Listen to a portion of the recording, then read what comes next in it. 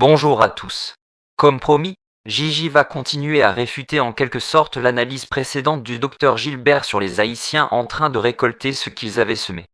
J'espère que vous allez tous bien et que vous avez commencé à pratiquer l'allocentrisme et à faire connaître notre podcast.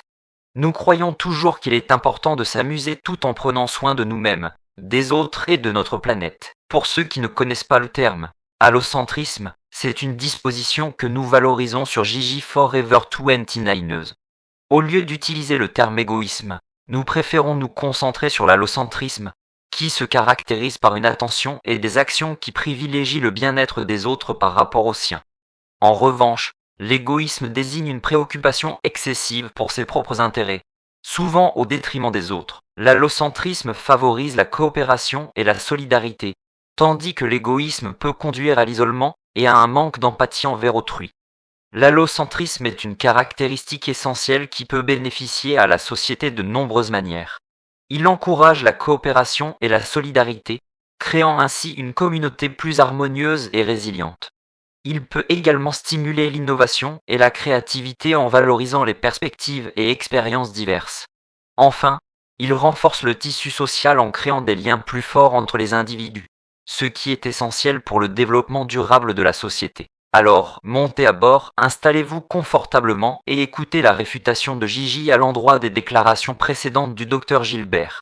Sa discussion sera passionnante et suscitera la réflexion, vous ne voudrez pas la manquer. Alors, qu'attendez-vous?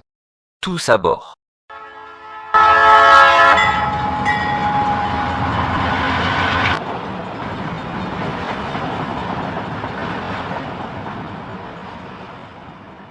Bonjour à tous. Merci Maxime pour ce magnifique chapeau d'introduction. Bienvenue à bord du train de Gigi Forever 29, vous les 29ers.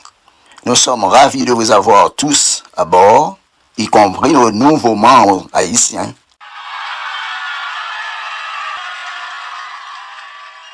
En tant que communauté, nous accordons une grande importance à la vie saine et nous nous efforçons de répandre l'amour tout en minimisant la haine. Nous croyons en l'allocentrisme, mettre les autres avant nous-mêmes. En tant que nouveaux 29ers, nous avons de grandes attentes pour vous, les nouveaux membres. Alors, attachez vos ceintures et préparez-vous à nous rejoindre dans notre mission. Notre objectif est d'aider Haïti à retrouver sa splendeur passée et nous savons que cela ne sera pas facile. Mais en tant que jeunes 29ers au cœur, nous sommes prêts à relever ce défi. Il y a un vieux dicton sur le fait de voir le verre à moitié plein ou à moitié vide. Nous nous efforçons souvent d'avoir une vision optimiste. Et c'est l'état d'esprit que nous promouvons dans notre train. Allions-nous avec ceux qui voient le verre à moitié plein. Si nous croyons que Haïti ne peut pas se remettre sur pied, nous voyons le verre à moitié vide. Et ce n'est pas l'attitude que nous voulons cultiver.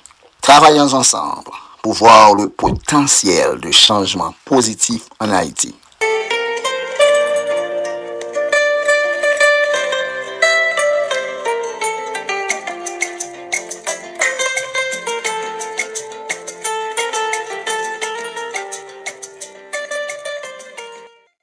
Bonjour à tous. C'était un chaleureux applaudissement pour nos nouveaux 29ers. Bienvenue à bord du train Forever 29. Comme l'a mentionné Dr. J, nous essayons toujours de rester positifs et de voir le verre à moitié plein dans notre train. Alors, sans plus attendre, j'aimerais plonger dans l'épisode d'aujourd'hui où nous continuerons à discuter les déclarations du Dr. J lors du dernier épisode. Les Haïtiens récoltent ce qu'ils ont semé. Bien que je sois en accord avec lui dans une certaine mesure, je pense que la situation en Haïti est extrêmement préoccupante. Nous devons mettre de côté nos accusations pour résoudre ces problèmes. Comme je l'ai mentionné dans l'épisode précédent, Il y a également des circonstances atténuantes à prendre en compte. Cependant, cela ne signifie pas que nous devons oublier les conséquences qui ont découlé, comme l'a souligné Dr. G. Il est vrai que nous récoltons ce que nous avons semé, mais je vous dis, cessons cette récolte de haine, d'égoïsme, de cupidité et de compétition. Semons plutôt l'amour, l'égalité, l'unité et la justice. Et nous récolterons la paix, la joie, le bonheur et un avenir meilleur. Bien, je commencerai par parler du reste avec, qui ne va pas à l'encontre des principes de l'allocentrisme. Dr. J a mentionné l'esclavage de nos ancêtres par les colons français, mais n'a pas donné d'exemple. Cette réalité malheureuse est vraiment déchirante. Le reste avec est une forme d'esclavage moderne des enfants encore répandue en Haïti, qui touche un enfant sur 15. Généralement nés des familles rurales pauvres, les enfants restent avec sont souvent confiés à des parents ou à des étrangers. Dans le nouveau foyer, ils deviennent des esclaves domestiques, effectuant des tâches subalternes sans être payés. À ce sujet, nous devons poser une question directe. Pourquoi une personne saine d'esprit enverrait-elle ses enfants vivre avec quelqu'un d'autre? Ce n'est pas parce que l'enfant doit aller à l'école, comme au collège, et que nous l'envoyons à un membre de famille en qui vous avez confiance ou à un ami proche qui habite près de l'école. Pas du tout. Vous confiez vos enfants à des étrangers simplement parce que vous ne pouvez pas les nourrir et vous savez que votre enfant n'ira pas à l'école, mais qu'il s'occupera des enfants d'autres personnes et effectuera des tâches subalternes dans la maison de quelqu'un d'autre, parfois en étant maltraité par ses familles, et pire encore, ces enfants se sentent moins que les êtres humains. Pour répondre à cette simple question, pourquoi? Eh bien, voilà, la pauvreté. Oui, si nous réduisons la pauvreté, en particulier dans les zones rurales, et si nous établissons un système national qui exige que tous les enfants aillent à l'école, les parents ou toute personne ayant des enfants mineurs qui ne vont pas à l'école seront poursuivis par la loi. Parents, je peux dire qu'il s'agit d'une question angoissante. N'hésitez pas à nous faire part de vos réflexions. Ensemble, nous pouvons faire d'Haïti un endroit plus heureux.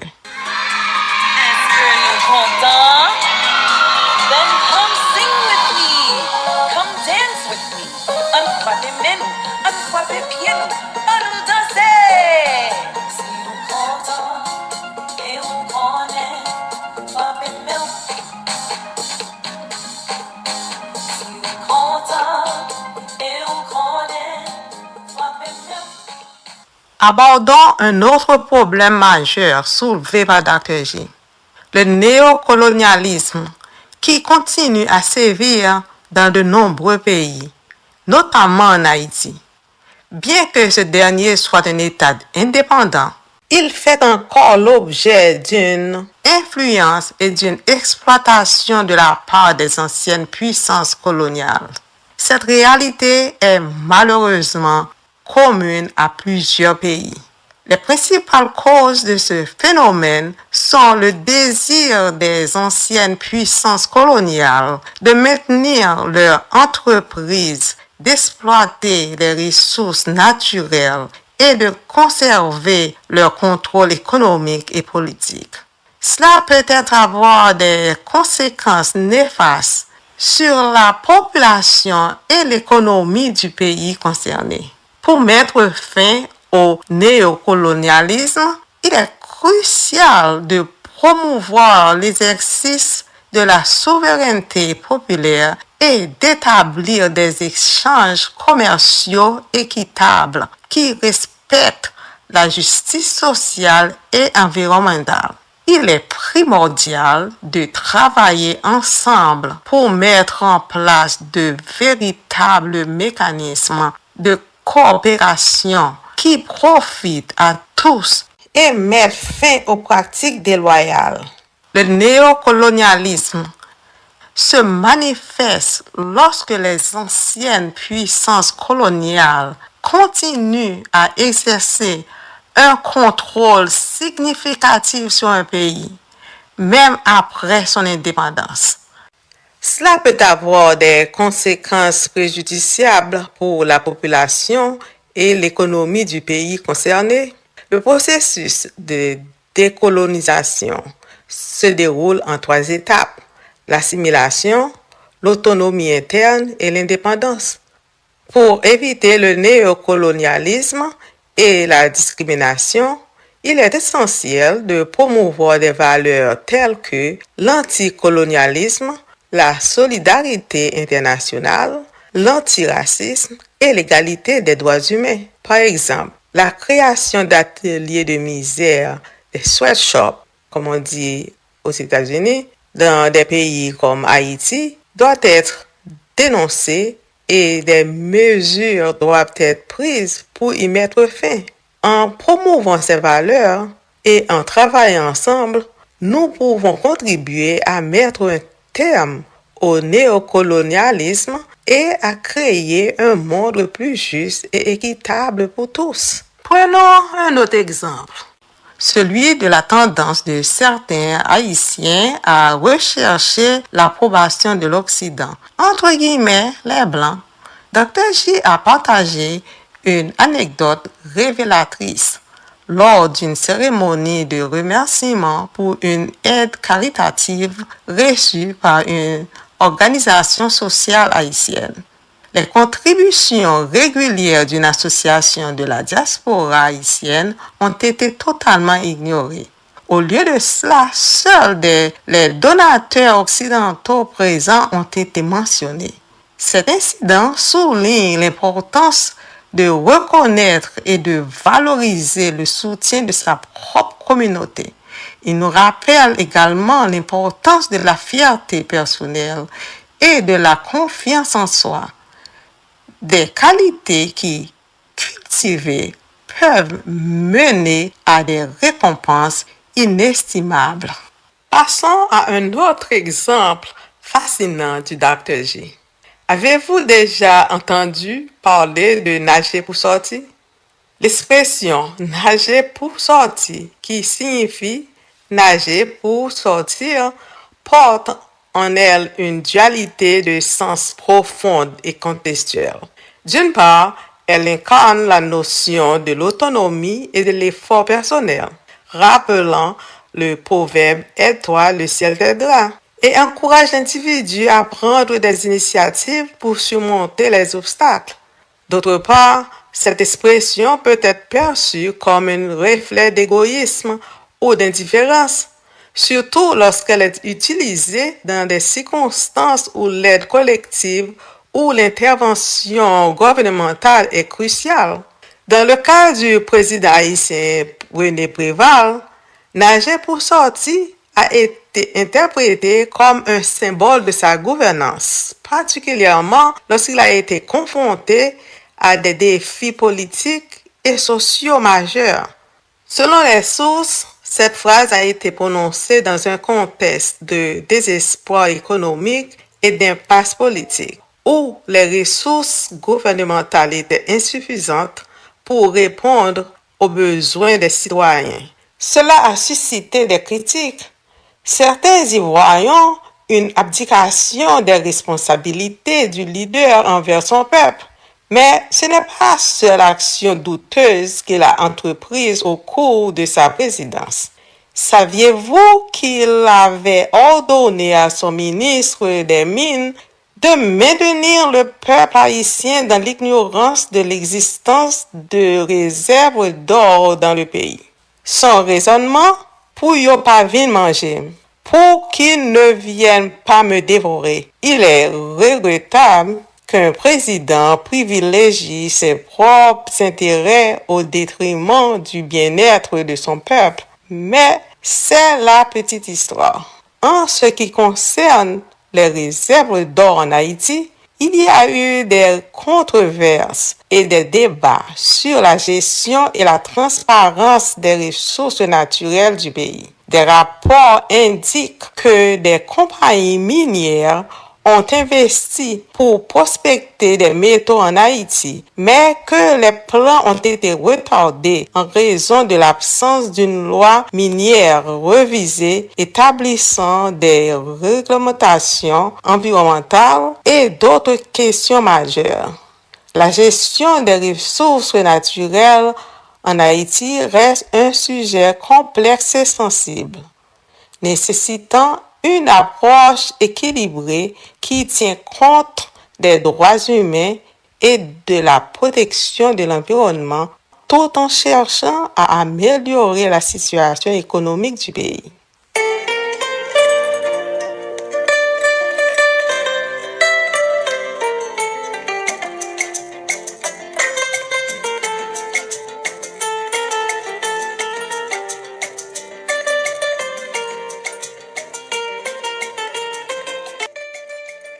Maintenant, passons à une autre anecdote que le Dr J a mentionnée concernant l'égalité des droits de la main. Lors d'une discussion sur Haïti avec un membre haïtien de la classe moyenne, il a été confronté à cette réalité quand on lui a rappelé que les droits de la main sont inégaux, tout comme les droits des différentes classes sociales. Examiner les luttes de classe est crucial pour comprendre les dynamiques de pouvoir dans la société. Ce concept central met en évidence les inégalités persistantes malgré l'idéal d'égalité. L'analogie des doigts de la main illustre cette réalité. Chaque classe sociale, bien que différente, joue un rôle essentiel dans le fonctionnement harmonieux de la société. Un philosophe et économiste du 19e siècle, Karl Marx, s'est plongé dans cette lutte. Selon lui, la société est divisée en deux classes principales. La bourgeoisie, cette classe possède les moyens de production tels que les usines, les terres et le capital et exerce un pouvoir économique considérable. Ils peuvent dominer grâce à leur richesse et leur influence. Le prolétariat, cette classe comprend les travailleurs qui vendent leur force de travail à la bourgeoisie. Bien qu'ils soient souvent exploités, ils restent essentiels à la production et au fonctionnement de l'économie. La lutte des classes se manifeste par des tensions entre ces deux groupes. La bourgeoisie cherche à maximiser ses profits, tandis que le prolétariat se bat pour de meilleures conditions de travail, des salaires équitables et des droits fondamentaux. Reconnaître l'importance de chaque classe est crucial pour aspirer à une société plus équitable et unie. En comprenant ces dynamiques, nous pouvons travailler vers un monde où les droits de tous les individus, quelle que soit leur classe sociale, sont respectés et protégés. Pour conclure sur ce sujet stimulant, je vais terminer avec le point de vue essentiel du Dr J concernant les Haïtiens et leur tendance vers un spiritualisme paralysant. Cela fait référence à une croyance ou une attitude qui peut encourager une dépendance excessive aux forces spirituelles ou divines pour limiter l'action et l'initiative personnelle. En d'autres termes, Cela peut conduire à une passivité excessive, laissant tout entre les mains du destin ou de la providence divine, ou au détriment de l'effort et de l'engagement personnel. Pour aborder cette question de spiritualisme paralysant, nous devons l'aborder avec respect et détermination. Reconnaître la valeur de la spiritualité dans la vie des individus tout en soulignant l'importance d'un équilibre sain entre la foi et l'action est crucial. Une stratégie efficace consisterait à mettre en avant des exemples inspirants de personnes qui ont combiné leur foi avec des actions concrètes. Cela aiderait à démontrer que la foi et l'effort personnel peuvent se compléter mutuellement pour un bien-être global. Parmi les figures exemplaires qui ont combiné foi et action, on peut citer Zaché, un collecteur d'impôts qui, après sa rencontre avec Jésus, a transformé sa vie en rendant ce qu'il avait pris injustement. La femme samaritaine au puits a également transformé sa rencontre avec Jésus en une occasion de témoigner, devenant un puissant vecteur de l'Évangile. Enfin, l'apôtre Paul, connu pour sa foi inébranlable, a dédié sa vie à prêcher la bonne nouvelle malgré les persécutions et les épreuves. Ces exemples montrent que la foi, lorsqu'elle est mise en action, peut avoir un impact profond et durable. Et il est crucial d'encourager et de promouvoir cet équilibre pour le bien-être des individus et des communautés.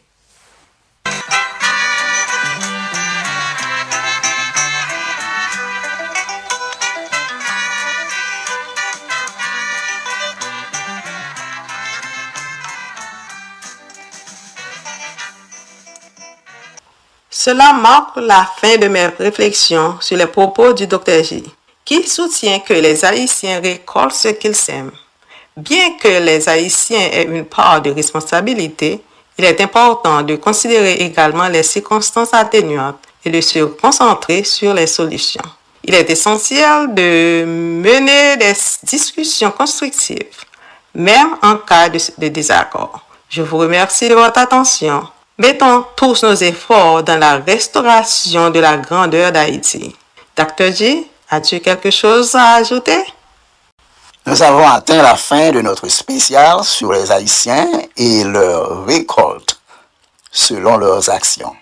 Certains de vos arguments, Gigi, sont justes et nous espérons qu'en soulevant ces sujets de part et d'autres de la barricade, comme on dit, nous avons suscité votre curiosité, chers auditeurs et auditrices, en vue d'enrichir votre réflexion sur ces sujets. Si vous souhaitez appliquer ces principes de foi et d'action, d'allocentrisme dans votre vie, commencez par identifier vos convictions profondes et les valeurs qui vous sont chères. Fixez-vous ensuite des objectifs concrets qui reflètent ces croyances et prenez des initiatives pour les atteindre, que ce soit à travers le bénévolat, l'engagement communautaire ou simplement des actes de gentillesse au quotidien. Chaque pas compte. L'important est de faire coïncider vos actions avec vos convictions, créant ainsi un cercle vertueux de foi active et d'efforts personnels. Ne manquez pas notre prochain épisode où nous aborderons en profondeur la question de la dette de l'indépendance, le fardeau historique, l'impact de la dette sur l'économie haïtienne. Cette dette a entravé le développement économique du pays pendant des décennies. Nous vous remercions de nous avoir suivis et nous vous invitons à continuer à soutenir et à partager ce podcast avec d'autres. Ensemble, nous pouvons apporter un changement positif pour Haïti. Amour et paix à tous.